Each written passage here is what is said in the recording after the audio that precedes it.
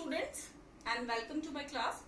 जैसे कि आपको पता है कि मैंने आपका यूनिट नंबर 1 फिजिकल केमिस्ट्री का थर्मोडायनेमिक्स स्टार्ट किया है और मैं इससे पहले वाले वीडियोस में आपको बता चुकी हूँ स्टेट ऑफ द सिस्टम के बारे में, आपको सिस्टम के बारे में, सराउंडिंग के बारे में, एक्सटेंसिव और इंटेंसिव प्रॉपर्टीज के बारे में।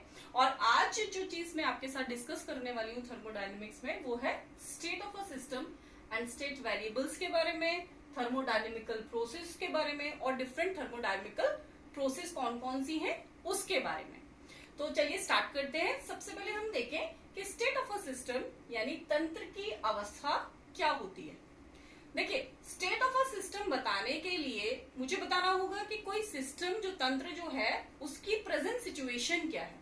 अब सिचुएशन से क्या मतलब हुआ, देखिए जैसे किसी इंसान की समाज में हैसियत कैसे बताई जाती है कि उस इंसान के पास कितनी गाड़ी है, कितने मकान हैं, कितने पैसे हैं, इस आधार पर हम बोलते हैं कि उसकी हैसियत समाज में क्या है। इसी प्रकार से अगर कोई सिस्टम है तो हम अगर उसकी स्टेट बताना चाहते हैं, कोई तंत्र है उसकी अवस्था बताना चाहते हैं, तो हमें क्या बताना होगा, हमें बताना होगा कि उसका प्रेशर क्या है, उसका वॉल्यूम क्या है, उसका टेम्परेचर क्या है, उसकी कंपोजिशन क्या है। ठीक है, और ये जब pressure, volume, temperature then composition जो है वो क्या है, वो स्टेट वेरिएबल्स हैं, यानी अवस्था चर है। यानी एक सिस्टम की स्टेट बताने के लिए एक जो तंत्र की अवस्था है उसे बताने के लिए हमें उसके स्टेट वेरिएबल्स को बताना होगा। हमें बताना होगा यदि कोई सिस्टम इस पर्टिकुलर स्टेट में है तो उसका टेम्परेचर क्या है, उसका प्रेशर क्या है, उसका वॉल्यूम क्या है, उसका संगठन क्या है।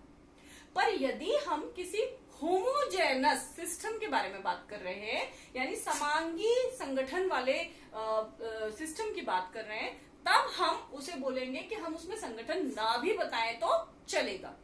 अब जैसे ही हम स्टेट वेरिएबल्स, अवस्था चर, टेम्परेचर, प्रेशर और वॉल्यूम के बारे में बताते हैं तो कुछ जो ऊष्मागतिकीय गुण हैं, जैसे कि उनका जो डेंसिटी है, उसका जो मास है, वो अपने आप ही परिभाषित हो जाते हैं। यानी एक सिस्टम के स्टेट को बताने के लिए अगर हम उसके अवस्था चरों को बता देते हैं तो उसके कुछ और गुण स्वयं परिभाषित हो जाते हैं और कोई सिस्टम जो है वो उसकी पूरी स्टेट जो है वो परिभाषित हो जाती है।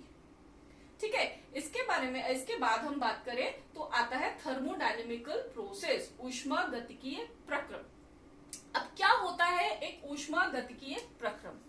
देखिए हमने क्या देखा, हमने देखा कि एक जो सिस्टम है वो एक पर्टिकुलर स्टेट पे हो सकता है, फिर थोड़े टाइम बाद वो दूसरे स्टेट में हो सकता है और उसके बाद वो तीसरे स्टेट में हो सकता है। तो जब हमको स्टेट वेरीफाई करने हैं या हमें स्पेसिफाई करने हैं तो हम क्या बताएंगे, हम बताएंगे उसके टेम्परेचर, वॉल्यूम, प्रेशर के बारे में।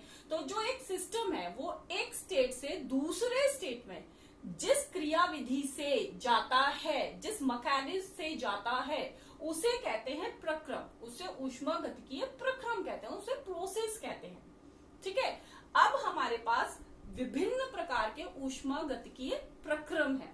जैसे सबसे पहले हम देखें तो हमारे पास है आइसोथर्मल प्रोसेस, जिसे हिंदी में समतापीय प्रक्रम भी कहते हैं।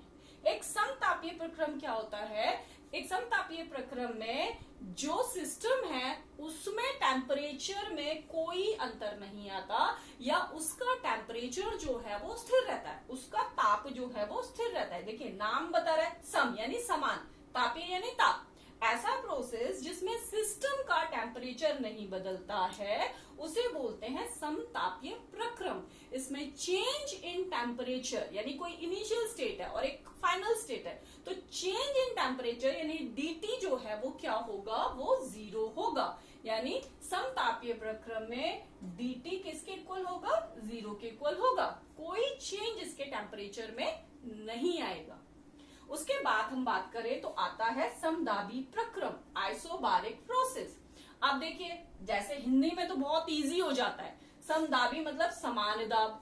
ऐसा प्रक्रम जिसमें सिस्टम का जो प्रेशर है वो चेंज नहीं होता है तो हम बोलते हैं ऐसे थर्मोडायनेमिकल प्रोसेस को समदाबीय प्रक्रम या आइसोबारिक प्रोसेस, इसके अंदर जो चेंज इन प्रेशर है दैट इज डीपी किसके बराबर होता है, 0 के बराबर होता है, डीपी इक्वल टू 0 होता है।